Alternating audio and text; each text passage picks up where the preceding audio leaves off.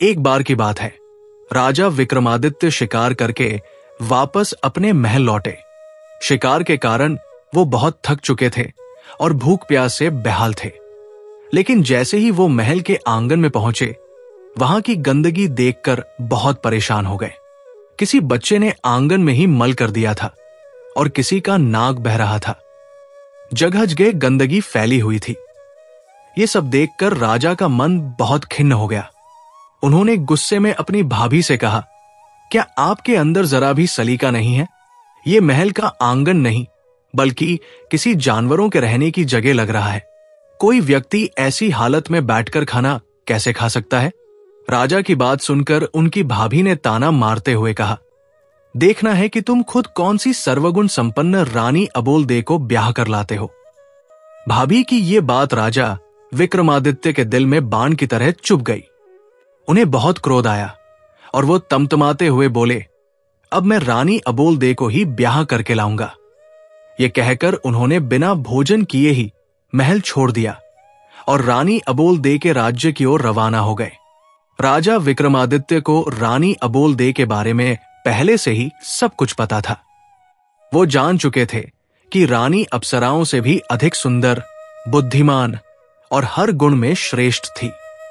देश विदेश के बड़े बड़े राजा महाराजा और सम्राट उससे विवाह करना चाहते थे, लेकिन रानी ने एक कठिन शर्त रखी थी। रानी की शर्त थी कि जो व्यक्ति रात के चारों पहरों में उसे 4 बार बुलवाने में सफल होगा, वही उसका पति बनेगा। लेकिन अगर कोई भी ये शर्त पूरी न कर सका तो उसे रानी की कैद में जीवन बिताना पड़ता था। अब तक 111 राजा और राजकुमार इस कोशिश में असफल हो चुके थे और रानी की कैद में पड़े हुए थे। रानी अबोलदे ने अपने महल के सामने एक बहुत बड़ा ढोल रखवाया था। जो कोई भी उससे विवाह की इच्छा रखता, उसे उस ढोल को बजाकर अपने इरादे का ऐलान करना होता था। राजा विक्रमादित्य ने रास्ते में ही एक योजना बना ली थी। उनके पास 4 अदृश्य वीर थे जो उनके हर आदेश का पालन करते थे। वो वीर अति सूक्ष्म रूप में किसी को भी दिखाई नहीं देते थे। शाम होने से पहले ही राजा रानी के महल के सामने पहुंचे और ढोल को जोर से बजा दिया। ढोल की आवाज सुनकर रानी ने अपने सेवकों को आदेश दिया कि बजाने वाले अतिथि को आदर के साथ अतिथि गृह में ठहराया जाए और उसका अच्छे से सत्कार किया जाए। रात का पहला पहर शुरू होने से पहले रानी ने पूरे 16 श्रृंगार किए और पलंग पर बैठ गई। उसने अपने सेवकों से कहा कि राजा विक्रमादित्य को महल में लाया जाए। राजा विक्रमादित्य महल में पहुंचे और अपने चारों अदृश्य वीरों को 4 अलग अलग स्थानों पर बैठा दिया। एक वीर को रानी के पलंग के पास, दूसरे को मटके के पास, तीसरे को खिड़की के पास और चौथे को रानी के गहनों के पास। फिर वो खुद रानी के सामने एक कांटेदार कुर्सी पर बैठ गए। राजा ने रानी से बात करने की कोशिश की, लेकिन रानी कुछ नहीं बोली। वो बिल्कुल शांत बैठी रही, जैसे कोई पत्थर की मूर्ति हो। तब राजा विक्रमादित्य ने पलंग की ओर देखते हुए कहा, अरे भाई, रानी तो कुछ बोलेगी नहीं। अब तू ही कुछ कह जिससे रात कटे। उनके कहने पर पलंग के पास बैठा अदृश्य वीर बोला, महाराज, मेरे पास इतनी समझ कहां कि मैं कुछ कह सकूं। हां, अगर आप कुछ सुनाएंगे तो मैं हां में हां जरूर मिलाऊंगा। राजा बोले, ठीक है, तो सुनो एक कहानी। एक राजा का बेटा और एक बनिए का बेटा बचपन से अच्छे दोस्त थे। दोनों साथ पढ़ते, खेलते और हर जगह एक दूसरे के साथ रहते। समय के साथ दोनों बड़े हो गए। एक दिन बनिए के बेटे को उसके पिता ने कहा, बेटा, अब तुम जवान हो गए हो, अब अपनी पत्नी को ससुराल से लेकर आओ। पुराने समय में बच्चों की शादी छोटी उम्र में ही हो जाती थी और जब वो बड़े होते तो पत्नी को घर लाते। बनिए के बेटे चंद्रपाल ने कहा, पिताजी, मैं अपने मित्र राजकुमार जयराज को भी साथ लेकर जाऊंगा, क्योंकि हमने वादा किया है कि हम एक दूसरे के बिना कहीं नहीं जाएंगे। पिता ने कहा, ठीक है बेटा, लेकिन ध्यान रखना, तुम्हारे मित्र की खातिरदारी उसके रुतबे के मुताबिक होनी चाहिए। दोनों मित्र यात्रा पर निकल पड़े। रास्ते में एक देवी का मंदिर पड़ा, जहां यह मान्यता थी कि जो भी मनोकामना करता है देवी उसे पूरी करती है। दोनों मंदिर में गए। वहां चंद्रपाल ने प्रार्थना की, हे मां, मेरे लिए मेरा मित्र सबसे ज्यादा प्रिय है। अगर मेरी ससुराल में उसकी अच्छे से सेवा सत्कार हुआ तो लौटते वक्त मैं अपना सिर आपको अर्पण कर दूंगा।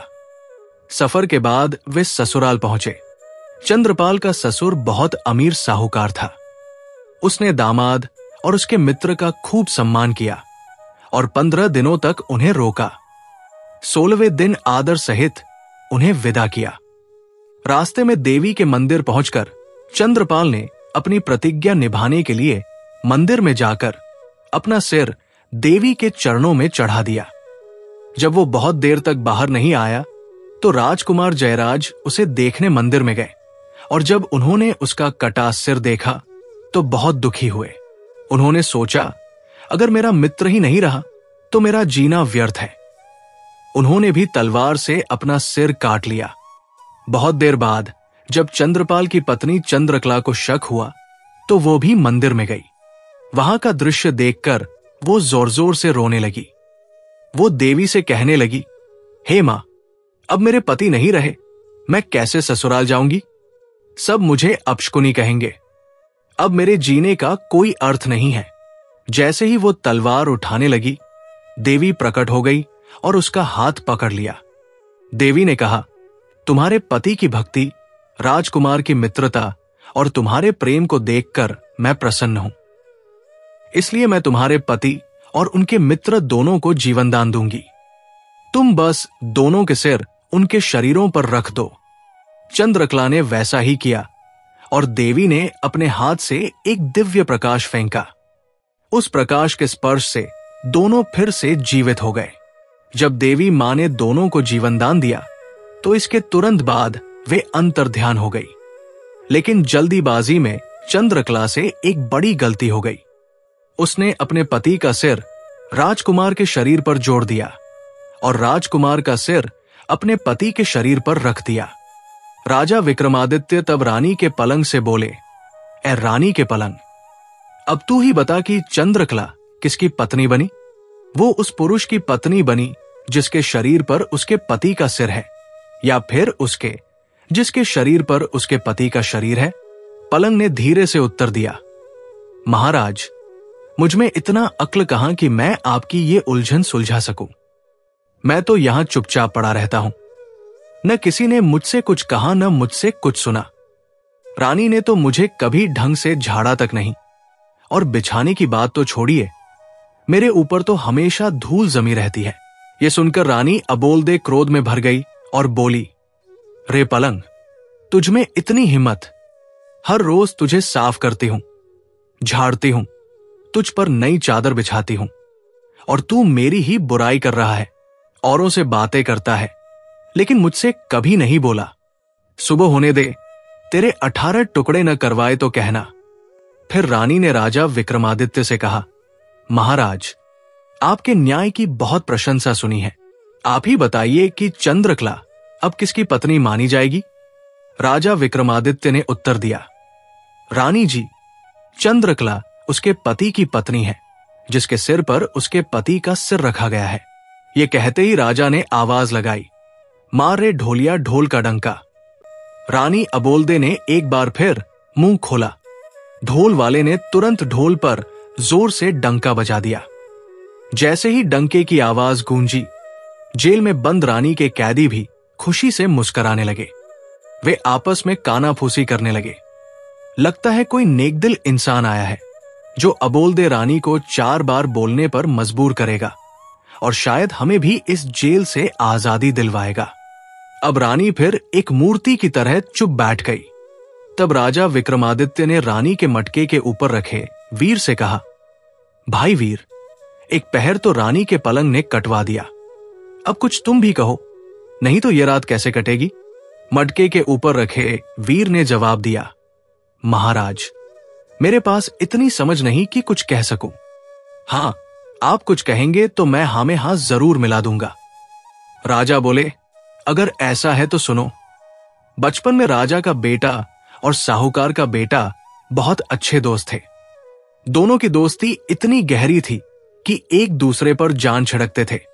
एक दिन मजाक मजाक में दोनों ने ये वादा कर लिया कि जिसकी शादी पहले होगी वो अपनी पत्नी को पहली रात अपने दोस्त के पास भेजेगा। समय बीतता गया, बात पुरानी हो गई और दोनों जवान हो गए। एक दिन साहूकार ने अपने बेटे माधव का विवाह एक सुंदर, समझदार और संस्कारी लड़की से कर दिया। सुहागरात की रात नवविवाहिता मोहिनी 16 श्रृंगार करके पति का इंतजार कर रही थी। कुछ देर बाद माधव कमरे में आया, लेकिन उसका चेहरा उदास था। वो चुपचाप जाकर बैठ गया। मोहिनी ने यह देखा तो पूछ बैठी, क्या बात है नाथ, क्या आप मुझसे नाराज हैं या मैं आपको पसंद नहीं आई? माधव ने कहा, नहीं प्रिय, ऐसी कोई बात नहीं है। मोहिनी ने फिर पूछा, क्या मेरे परिवार वालों ने विवाह में कुछ कम कर दिया या आपकी सेवा में कोई कमी रह गई? माधव ने फिर कहा, नहीं, वो बात भी नहीं है। मोहिनी बोली, तो फिर बात क्या है जो आप मुझसे छुपा रहे हैं? मैंने आपसे विवाह किया है, अब आपके सुख दुख में मैं भी बराबर की भागी हूं। तब माधव थोड़ा सकुचाते हुए बोला, बचपन की नादानी में मैंने अपने मित्र राजकुमार हर्षवर्धन को एक वचन दिया था, जिसे ना तो तोड़ सकता हूं और ना ही निभा पा रहा हूं। मोहिनी ने कहा, ऐसा क्या वचन दिया है आपने? बताइए ना। माधव बोला, हम दोनों ने तय किया था कि जिसकी शादी पहले होगी वो अपनी पत्नी को पहली रात अपने दोस्त के पास भेजेगा। अब अगर मैं वचन निभाता हूं तो तुम्हारी मर्यादा जाती है, और अगर तोड़ता हूं तो दोस्त से बेवफाई होगी। यह सुनकर मोहिनी थोड़ी देर चुप रही, फिर बोली, नाथ, आप चिंता न करें, मैं आपका वचन भी निभाऊंगी और अपना धर्म भी बचाऊंगी, चाहे इसके लिए मेरी जान ही क्यों न चली जाए। माधव की आंखों में थोड़ा सुकून आया और उसने मोहिनी को हर्षवर्धन के पास जाने की अनुमति दे दी। मोहिनी 16 श्रृंगार में सज-धज कर पायल की झंकार के साथ राजकुमार हर्षवर्धन के महल की ओर चल पड़ी। रास्ते में कुछ चोर घात लगाए बैठे थे।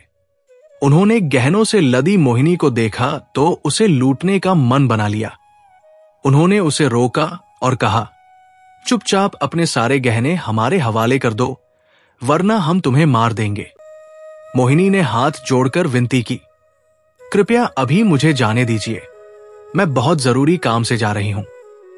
लौटते समय मैं खुद अपने गहने आपको दे दूंगी, ये मेरा वादा है। चोरों ने कुछ सोचा और उसकी बात मान ली। मोहिनी महल की सीढ़ियां चढ़ती हुई हर्षवर्धन के कमरे तक पहुंच गई। जब वो उस कमरे में पहुंची तो देखा कि हर्षवर्धन गहरी नींद में सो रहा था। उसने उसके पैर का अंगूठा मरोड़ा और कहा, उठो राजकुमार, उठो। राजकुमार हर्षवर्धन नींद से चौंक कर उठ बैठा। सामने इतनी सुंदर स्त्री को देख वो चकित रह गया। पहले तो उसे लगा वो सपना देख रहा है, लेकिन आंखें मलने पर समझ आया कि ये हकीकत है। उसने पूछा, हे देवी, आप कौन हैं और इस रात मेरे कक्ष में आने का कारण क्या है? मोहिनी बोली, मैं आपके मित्र माधव की पत्नी मोहिनी हूं, उनका एक वचन निभाने आई हूं। हर्षवर्धन ने पूछा, कौन सा वचन? मोहिनी ने सारी बात बताई। यह सुनकर हर्षवर्धन कुछ पल स्तब्ध रह गया, फिर शर्म से सिर झुका लिया और बोला, हे देवी, ये तो बचपन की नादानी थी। मेरे मित्र की पत्नी मेरी भाभी है और भाभी मां या बहन के समान होती है। मैं इस भूल के लिए क्षमा चाहता हूं। फिर उसने मोहिनी को अपनी धर्मभन मान लिया और उसे हीरे मोती से भरा एक थाल और एक चुनरी देकर विदा कर दिया। मोहिनी उसी रास्ते से लौट रही थी। चोर पहले से उसका इंतजार कर रहे थे। उसकी पायल की आवाज सुन उन्होंने देखा कि वो अकेली है, कोई सिपाही साथ नहीं है। जब मोहिनी उनके पास पहुंची तो उसने कहा, ये थाल भी लीजिए, ये भी शायद आपके भाग्य में ही था। अब मैं अपने गहने भी उतार देती हूं। वो गहने उतारने लगी। चोर आश्चर्यचकित रह गए। उन्होंने कहा, ठहरो, पहले हमें यह बताओ कि तुम कहां गई थी और ये कीमती थाल तुम्हें कहां से मिला? तब मोहिनी ने उन चोरों को अपने जीवन की पूरी घटना बड़े विस्तार से बताई। जब चोरों ने सारी बात ध्यान से सुनी तो वे हाथ जोड़कर बोले, हे देवी, आप सच में धन्य हैं। आपने अपनी इज्जत की चिंता किए बिना अपने पति की प्रतिष्ठा बचाने के लिए इतना बड़ा काम किया। आपके जैसा चरित्रवान आचरण तो बहुत दुर्लभ है। हम चाहते हैं कि आप हमें अपना भाई बना ले। क्या आप हम जैसे पापी लोगों को अपने भाई के रूप में अपनाने की कृपा करेंगी? मोहिनी ने जब सहमति दी तो चोरों ने उसे वो थाल लौटा दिया जिसमें हीरे जवाहरात रखे थे, और साथ ही उन्होंने वो सारा धन भी दे दिया जो उन्होंने लूटा था। इसके बाद उन्होंने मोहिनी को आदर के साथ उसके घर तक पहुंचा दिया। इतना कहकर राजा विक्रमादित्य रानी के मटके से बोले, अब बताओ मटके, इस कहानी में किसका त्याग बड़ा है, चोरों का या राजकुमार हर्षवर्धन का? मटके के ऊपर रखा वीर बोला, महाराज, मेरे अंदर इतनी समझ कहां कि मैं आपको बता सकूं कि किसका बलिदान ज्यादा बड़ा है। मैं तो एक मामूली मटका हूं जो किसी कोने में पड़ा रहता हूं। ना तो कोई मुझसे पानी पीता है, ना कोई मेरी सफाई करता है, और ना ही कोई मेरा पानी बदलता है। कृपया मुझे क्षमा करें, मैं आपकी ये पहेली हल नहीं कर सकता। मटके की बात सुनकर रानी को बहुत गुस्सा आ गया। वो तिलमिलाकर बोली, अरे मटके, तेरी इतनी हिम्मत! मैं हर दिन तुझे धोती हूं, तेरा पानी बदलती हूं, फिर भी तू मुझसे एक शब्द नहीं बोलता और परायों के साथ मेरी झूठी बुराई करता है। सुबह होने दे, तेरे टुकड़े टुकड़े ना करवाए तो मेरा नाम बदल देना। फिर रानी राजा विक्रमादित्य से बोली, राजन, आपके न्याय की बहुत तारीफ सुनी है, अब आप ही बताइए किसका त्याग ज्यादा बड़ा है? राजा विक्रमादित्य ने जवाब दिया, हे रानी, राजकुमार हर्षवर्धन एक राजा का बेटा था। उसके पास किसी चीज की कमी नहीं थी, ना धन की, ना औरतों की। उसने अगर एक थाल दे भी दिया तो उससे उसे कोई घाटा नहीं हुआ। लेकिन चोरों ने मोहिनी को लूटने की बजाय उसे बचाया और साथ ही अपना पूरा लूटा हुआ धन भी लौटा दिया। उनका त्याग कहीं बड़ा था। राजा की बात से रानी पूरी तरह सहमत हुई और फिर से सीधी होकर बैठ गई। राजा मुस्कुराते हुए बोले, मार ढोलिया ढोल पर डंका। रानी ने दूसरी बार बोल दिया। ढोल वाले ने ढोल पर तेजी से डंका बजाया। रात के दूसरे पहर में जब डंके की आवाज गूंजी तो रानी की जेल में बंद कैदियों की खुशी का ठिकाना नहीं रहा। अब उन्हें पूरा यकीन हो गया था कि इस बार जो व्यक्ति रानी के सामने बैठा है वो रानी से चारों बार बुलवा कर रहेगा और फिर उनकी कैद भी खत्म हो जाएगी। राजा विक्रमादित्य ने रानी की खिड़की पर रखे वीर से कहा, ओ रानी की खिड़की, अब रात का दूसरा पहर भी कट गया, तेरी बारी है, अब कुछ कह सुना। ऐसे चुप रहोगी तो ये रात कैसे कटेगी?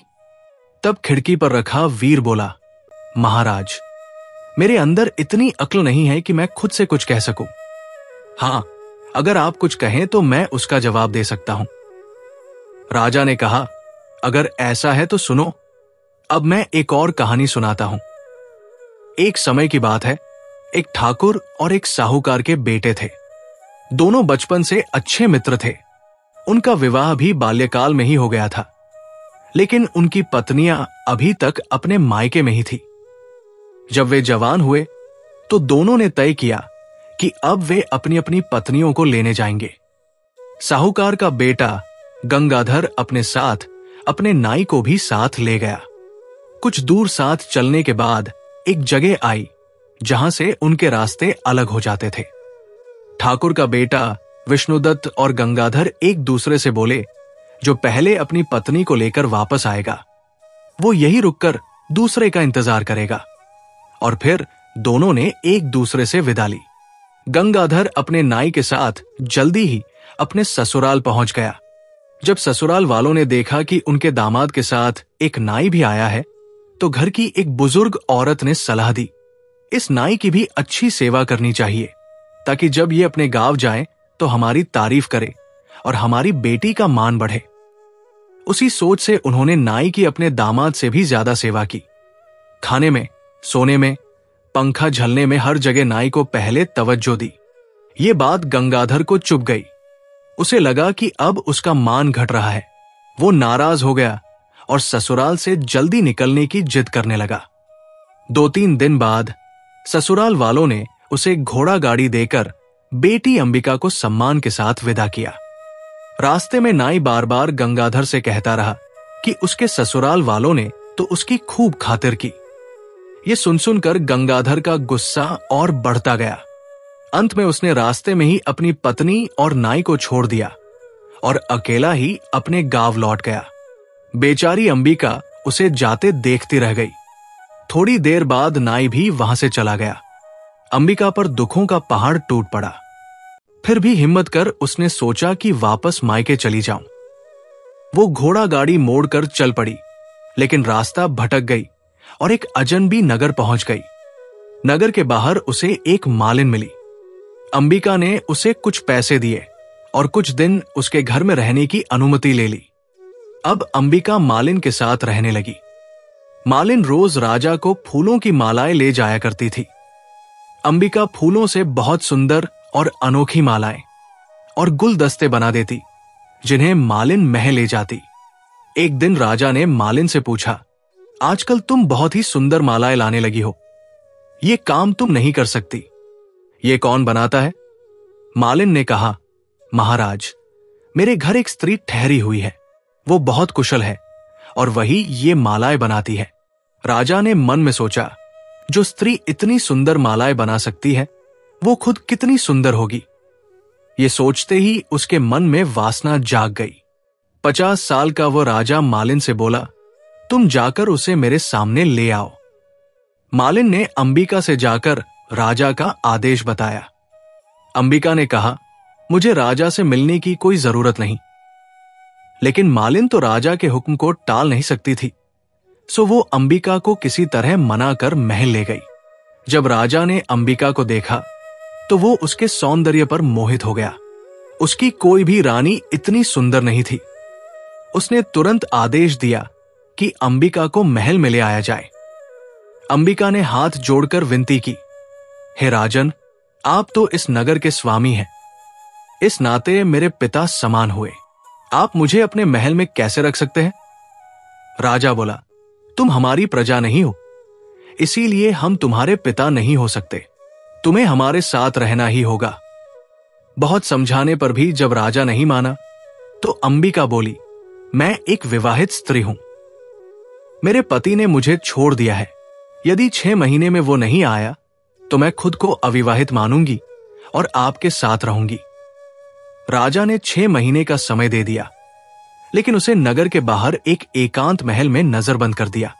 अब अंबिका रोज उस महल की खिड़की से रास्ता देखती रहती कि शायद कोई उसके गांव से आता दिखे और वो उसके साथ अपना हाले दिल भिजवा सके। उधर ठाकुर विष्णुदत्त तय की हुई जगह पर पहुंचा और अपने मित्र का इंतजार करने लगा। जब उसने गंगाधर को अकेले आते देखा तो हैरान होकर बोला, अरे मित्र, तुम अकेले क्यों आ रहे हो? मेरी भाभी कहां है? तब गंगाधर ने विष्णुदत्त को सारी बात विस्तार से बता दी। उसकी पूरी बात सुनकर विष्णुदत्त को बहुत गुस्सा आया। वो झुंझलाते हुए बोला, मित्र, तुम्हें शर्म आनी चाहिए, किसी और की गलती की सजा तुमने अपनी सीधी सादी पत्नी को दे डाली। अगर तुम्हारे ससुराल वालों ने तुम्हारे नाई की कुछ ज्यादा खातिर कर दी तो उसमें तुम्हारी पत्नी का क्या दोष था? क्या इतनी छोटी सी बात पर कोई अपनी पत्नी को यूं छोड़ देता है? चलो अभी चलकर भाभी को वापस लेकर आते हैं। गंगाधर को अपनी गलती समझ में आ गई और वो विष्णुदत्त की बात मान गया। विष्णुदत्त ने अपनी पत्नी को पास के ही एक गांव में ठहराया और फिर गंगाधर के साथ मिलकर अंबिका की खोज में निकल पड़ा। जब गंगाधर अपने ससुराल पहुंचा तो वहां पूछताछ करने पर पता चला कि अंबिका तो वहां पहुंची ही नहीं थी। फिर वे ससुराल में रुके बिना सीधे आगे बढ़ गए और अंबिका की खोज में निकल पड़े।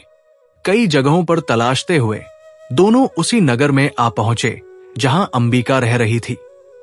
जब अंबिका ने महल की खिड़की से उन्हें आते देखा तो उसने तुरंत अपने पति को पहचान लिया। उसने महल के सेवकों से कहकर उन्हें अंदर बुला लिया। महल में आने पर विष्णुदत्त ने अंबिका से अपना नाम बताया और बोला, भाभी, मेरे मित्र गंगाधर से भूल हो गई थी, वो अब अपने किए पर पछता रहा है। अब कृपया आप भी पुरानी बातों को भूल जाइए और हमारे साथ अपने घर चलिए। गंगाधर ने भी अंबिका से माफी मांगी और उसे घर चलने के लिए कहा। तब अंबिका ने उन दोनों को अपने साथ बीती सारी बातों को विस्तार से बताया और कहा, पहले हमें राजा के पास जाकर उनसे अनुमति लेनी होगी, तभी हम यहां से जा सकते हैं। फिर वे तीनों राजा के पास पहुंचे। अंबिका ने राजा से हाथ जोड़कर कहा, महाराज, अब मेरे पति मुझे लेने के लिए आ गए हैं, कृपया हमें यहां से जाने की इजाजत दें। राजा ने भी अपने दिए हुए वचन को निभाते हुए अंबिका को जाने की अनुमति दे दी। फिर वे तीनों वहां से रवाना हो गए। रास्ते में गंगाधर ने अपनी पत्नी गौरी को भी पास के गांव से अपने साथ ले लिया। इसके बाद सभी अपने गांव लौटकर खुशी खुशी रहने लगे। इतनी कहानी सुनाकर राजा विक्रमादित्य ने रानी की खिड़की पर रखे वीर से पूछा, और रानी की खिड़की, अब तू ही बता, गंगाधर और अंबिका में से किसने ज्यादा महानता दिखाई? खिड़की पर बैठे वीर ने जवाब दिया, हे राजन, मैं तो वर्षों से गंदगी में ढका पड़ा हूं। ना कभी मेरी सफाई होती है, ना कोई मुझ पर रंगरोगन करता है।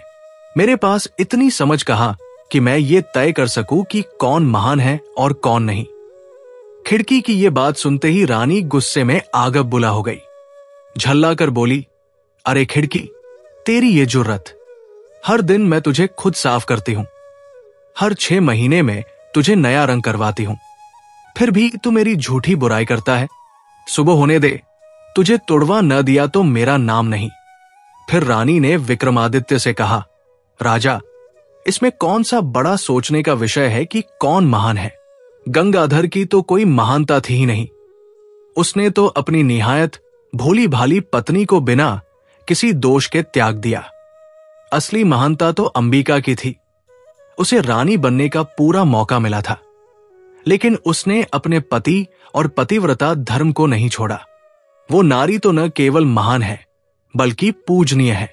राजा विक्रमादित्य ने हंसते हुए और शरारत भरे अंदाज में रानी की ओर देखकर कहा, आपने तो बिल्कुल सही कहा रानी, मैं तो अब आपका भक्त हो गया। इसके बाद उन्होंने ढोल बजाने वाले से कहा, मार रे ढोलिया ढोल पर डंका। रानी ने तीसरी बार भी बोल ही दिया। ढोलिया ने जोर से ढोल पर डंका बजा दिया। जब तीसरी बार डंके की आवाज आई तो जेल में बंद कैदी खुशी से झूम उठे। उन्हें पूरा यकीन हो गया कि अब उनकी आजादी बस एक और पहर की दूरी पर है। अब रानी खुद को बहुत संभाल कर बैठ गई। उसने पक्का इरादा कर लिया कि चाहे जो हो जाए, वो अब चौथी बार मुंह नहीं खोलेगी।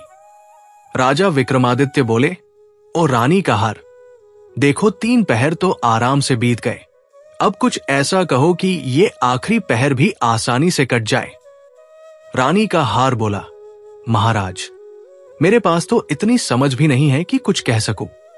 हां, अगर आप कुछ कहें तो मैं हुंकारा भर सकता हूं। राजा ने कहा, ठीक है, तो सुनो एक कहानी। एक बार की बात है, 4 दोस्त थे, एक ब्राह्मण, एक खाती, एक दर्जी और एक सुनार। एक दिन उन्होंने साथ बैठकर विचार किया कि चलो बाहर जाकर कुछ कमाई की जाए। इस सोच के साथ वे चारों परदेश निकल पड़े। रास्ते में जब शाम हो गई तो वे एक जगह रुक गए और ठहरने का निर्णय लिया। चूंकि वो इलाका सुनसान था, उन्होंने तय किया कि रात को चारों पहरों में बारी बारी से पहरा देंगे। पहली बारी खाती के बेटे की आई, बाकी तीनों सो गए और वो पहरेदारी करने लगा। तभी उसकी नजर पास पड़े एक मोटे लकड़ी के लट्ठे पर पड़ी। उसने सोचा क्यों न इससे कुछ बना लिया जाए, इससे समय भी कटेगा और नींद भी नहीं आएगी। उसने अपने औजार निकाले और लकड़ी को तराशने में लग गया। पहला पहर खत्म होते होते उसने उस लट्ठे से एक सुंदर स्त्री जैसी मूर्ति बना डाली। इसके बाद उसने दर्जी के बेटे को जगाया और खुद सो गया। अब दर्जी का लड़का पहरा देने बैठा। उसने सामने देखा तो एक स्त्री का पुतला खड़ा था। वो मन ही मन बोला, वाह, क्या शानदार मूर्ति बनाई है मेरे दोस्त ने। उसने भी सुई धागा और कपड़े निकाले और उस पुतले के लिए सुंदर पोशाक, चूड़ियां तैयार कर दी। अब तीसरी बारी थी सुनार के बेटे की। उसने उठते ही मुंह धोया और पहरे पर बैठ गया। तभी उसकी नजर उस सजी धजी मूर्ति पर पड़ी। पहले तो वो घबरा गया कि इस वीराने में औरत कहां से आई। जब पास जाकर देखा तो समझ गया कि ये तो पुतला है। उसने भी सोचा कि मैं भी कुछ कम नहीं। फिर उसने अपने औजार निकाले और मूर्ति के लिए सुंदर गहने बनाकर पहना दिए। अब अंतिम पहर की बारी ब्राह्मण के बेटे की थी। सुनार उसे जगाकर खुद सो गया। अब जब ब्राह्मण का पहरेदारी करने का समय आया तो उसकी नजर भी उसी पुतले पर जा पड़ी। वो हैरान होकर सोचने लगा, इतनी रात को, वो भी इस वीरान जंगल में, ये सुंदर स्त्री जैसी आकृति आखिर यहां कैसे आई। वो पुतले के पास गया और ध्यान से उसे देखने लगा। थोड़ी ही देर में उसे सब समझ में आ गया कि ये असली स्त्री नहीं बल्कि लकड़ी से बना पुतला है। फिर वो मन ही मन सोचने लगा, वाह, कितनी कमाल की कारीगरी की है मेरे साथियों ने। लगता है ये लोग मेरी परीक्षा लेना चाहते हैं। उसने तय कर लिया कि वह भी कुछ ऐसा करेगा जिससे सब चौंक जाएं। उसने तुरंत अपना तंत्र मंत्र का सामान निकाला और मंत्र पढ़ने लगा। पूरी रात मंत्र साधना करते करते जब चौथा पहर समाप्त होने को आया तब उसने उस पुतले में प्राण डाल दिए। अब वो लकड़ी की मूर्ति एक जीवित और सुंदर युवती में बदल चुकी थी। तभी सुबह हो गई और बाकी तीनों मित्र भी नींद से जाग गए। जैसे ही उन्होंने अपनी आंखें खोली और उस जीवित युवती को देखा तो सब दंग रह गए। उन्होंने ब्राह्मण से पूछा कि ये सब क्या हुआ, ये युवती कहां से आई। ब्राह्मण ने मुस्कुराते हुए उन्हें सारा किस्सा बता दिया। कैसे वो एक पुतला था, कैसे उसके साथियों ने बारी बारी उसे बनाया, सजाया और फिर उसने अंत में उसमें प्राण डाल दिए। ब्राह्मण ने यह भी कहा कि अब चूंकि उसी की मंत्र शक्ति से वो युवती जीवित हुई है, इसलिए वही उसका पति बनेगा। यह सुनकर खाती का लड़का बोला, मित्र, ये कैसे हो सकता है? सबसे पहले इस पुतले को तो मैंने ही तराशा था, इसलिए इस पर मेरा हक है। ये मेरी पत्नी बनेगी। दर्जी भी चुप नहीं रहा। वो बोला, मैंने इसे सुंदर कपड़े और चूड़ियां पहनाई, ये अब मेरी पत्नी होनी चाहिए। फिर सुनार ने भी अपनी बात रखी, मैंने इसके लिए कीमती आभूषण बनाए, इसलिए ये मेरी पत्नी बनेगी। अब वो चारों दोस्त जो अब तक एक दूसरे के बेहद करीबी थे, एक सुंदर स्त्री के लिए आपस में झगड़ने लगे। इतनी कथा सुनाने के बाद राजा विक्रमादित्य ने रानी के हार से कहा, तो बताओ भाई रानी के हार, इन चारों में उस स्त्री पर सबसे बड़ा अधिकार किसका हुआ? हार पर बैठा वीर बोला, हे राजन, मैं तो बस एक मामूली हार हूं। रानी जब चाहे पहन ले, जब चाहे उतार दे। मेरी बुद्धि इतनी नहीं कि मैं इस सवाल का उत्तर दे सकूं। हार की यह बात सुनकर रानी अबोलदे को बहुत गुस्सा आया, लेकिन उसने अपने गुस्से को रोक लिया और चुप ही रही। राजा विक्रमादित्य ने देखा कि रानी कुछ भी नहीं बोली और चौथे पहर का अंत होने में बस थोड़ी ही देर बची है। उन्होंने मुस्कुराते हुए कहा, रानी के हार, उस युवती पर सबसे बड़ा हक ब्राह्मण का है, क्योंकि उसी ने उस पुतले में प्राण फूंके और उसे जीवन दिया। राजा की बात सुनकर हार पर बैठा वीर उत्साहित होकर बोल पड़ा, वाह महाराज, आपके न्याय की तो जय जयकार होनी चाहिए। सच में आप जैसे न्यायप्रिय राजा बहुत कम होते हैं। तभी बाकी तीनों वीर भी बोल उठे, बोलो राजा विक्रमादित्य की जय। अब तक अपने गुस्से को दबाए बैठी रानी अबोलदे अचानक भड़क उठी। वो गुस्से में बोली, क्या बकवास न्याय है ये? विक्रमादित्य, तुम तो खुद को बड़ा न्यायप्रिय कहते हो, लेकिन इस बार तो तुमने पूरी तरह से धर्म के विरुद्ध निर्णय लिया है। लानत है ऐसे फैसले पर। कैसे तुम्हारा ये न्याय प्रसिद्ध हो गया, ये सोचकर भी शर्म आती है। फिर रानी बोली, ब्राह्मण ने उस पुतले में प्राण डाले, यानी उसने उसे जन्म दिया, तो धर्म की दृष्टि से वो युवती उसकी पुत्री हुई, पत्नी कैसे हो सकती है? ये तो बहुत ही पाप का काम होगा। धर्म कहता है कि एक स्त्री उसी की पत्नी होती है जिसने उसे चूड़ियां पहनाई, और यह काम तो दर्जी ने किया था, इसलिए धर्म के अनुसार वही उसका असली पति हुआ। रानी की पूरी बात सुनकर राजा विक्रमादित्य हंस पड़े और बोले, वाह रानी, बहुत खूब। आपने तो सच्चा और धर्म संगत न्याय किया है। उस युवती का पति सच में वही दर्जी होना चाहिए। लेकिन रानी साहिबा, अब आप 4 बार बोल चुकी हैं, तो नियम के अनुसार आपका पति अब मैं ही हूं। अब चलिए विवाह की तैयारी कीजिए। राजा की यह बात सुनकर रानी अबोलदे शर्मा गई और अपनी नजरें नीची कर ली। राजा विक्रमादित्य ने प्रसन्न होकर आदेश दिया, मार रे ढोलिया। ढोल पर डंका बजा। आज रानी अबोलदे चौथी बार बोली है। ढोलिया ने जोर से ढोल पर डंका बजा दिया। रानी ने वचन निभाते हुए अपनी कैद में बंद सभी राजाओं और राजकुमारों को सम्मानपूर्वक रिहा कर दिया और उनका राज्य उन्हें लौटा दिया। इसके बाद राजा विक्रमादित्य और रानी अबोलदे का विवाह बड़े धूमधाम से संपन्न हुआ। जब राजा अपनी नई रानी को लेकर उज्जैन नगर पहुंचे तो पहले उन्हें ताने देने वाली उनकी भाभी भी सामने आकर मुस्कराई और बोली, मान गए देवर्षा, आपने जो कहा था वो सच कर दिखाया। कहानी का निष्कर्ष, इस कहानी से हमें ये सीख मिलती है कि जीवन में सच्चाई, न्याय और धर्म का पालन सबसे जरूरी है। जब चारों पात्र स्वार्थ और इच्छा से भरे हुए अपने अपने दावे करते हैं तो असली न्याय रानी अबोलदे ही करती है, जो धर्म और विवेक पर आधारित होता है।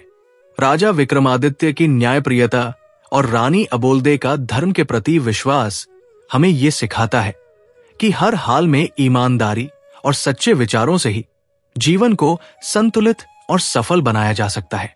आप सबका अंत तक कहानी में बने रहने के लिए बहुत बहुत धन्यवाद।